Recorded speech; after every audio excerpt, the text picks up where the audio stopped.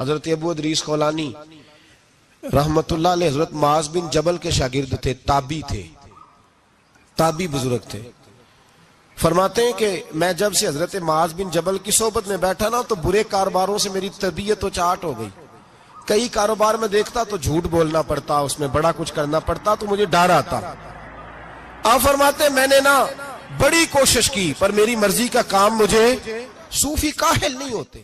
فرماتے ہیں میرے اندر طاقت تھی کہ میں حلال کما کے بچوں کو کھلاؤں پر میری مرضی کا کام نہیں ملتا تھا۔ حد ہو گئی۔ اور جب انسان نیکی کی طرف آتا ہے تو کچھ نہ کچھ آزمائشیں ضرور آتی ہیں، یہ پکی بات ہے، پکی بات۔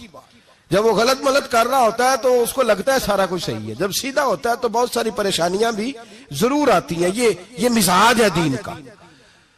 آپ فرماتے ہیں میں پریشان رہنے لگا، حالات خراب ہونے لگے، آزمائش سخت ہونے لگی، کاروبار بند ہو گیا، کام ہی کوئی نہیں ملتا تھا، میری بیوی ناراض رہنے لگی۔ ہلکا ہلکا تو اس نے مجھے کہنا شروع کیا، پھر جلال میں آ گئی، اور ایک دن مجھے کہنے لگی اگر آج نانا کچھ لے کے آئے تو بچے لے کے میکے چلی جاؤں گی۔ آپ فرماتے ہیں میں بڑا پریشان ہوا، نکل گیا فجر پڑھ کے کام کی تلاش میں۔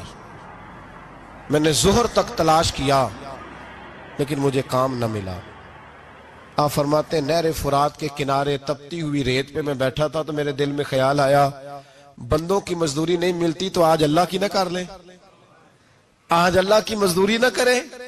آپ فرماتے ہیں میں نے گرم ریت سے تیمم کیا، وضو کیا وہیں فرات، اور گرم ریت پہ کپڑا بچھایا تو نفل پڑھنے شروع کر دیا، زور سے اثر تک نفل پڑھے، زور سے۔ چلے میں ایک دعا کرتا ہوں، آپ آمین کہنا، اللہ کرے کہ ہم مغرب کے بعد والے نفل ہی پڑھنے شروع کر دیں۔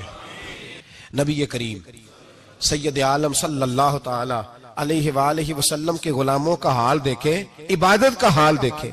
فرماتے ہیں میں نے کہا آج اللہ کی مزدوری کرے، زور سے اثر تک نفل پڑھے گرم ریت پہ، اور جب اثر ہوئی نا تو میں نے اپنے رومال میں نا تھوڑی سی ریت باندھ لی۔ گھر کی دیواریں چھوٹی چھوٹی تھی، میں نے کہا بیوی نے دیکھا نا خالی ہاتھ آیا ہے تو اندر سے شور کرے گی، ہم سائے بھی سنیں گے، تو چلو جب دیکھے گی نا رومال میں کچھ ہے حوصلہ کرے گی، جب اندر جاؤں گا تو سمجھا لوں گا۔ آپ مسکرا رہے ہیں نا ہلکا ہلکا، اس کا مطلب ہے ان باتوں میں کافی صداقت ہے۔ پرانے بزرگ کر گئے تو اس کا مطلب یہ ہے کہ ان میں بہرحال کافی حد تک صداقت ہے، یہ شور ہوتے رہتے۔ کہتے میں نے وہ کہا کہ چلو دور سے دیکھے گی تو گھر جا کے سمجھا لوں گا۔ آپ فرماتے پہلے میری بیوی دروازے پہ بیٹھی رہتی تھی، بچے بیٹھے رہتے تھے، منتظر ہوتے تھے،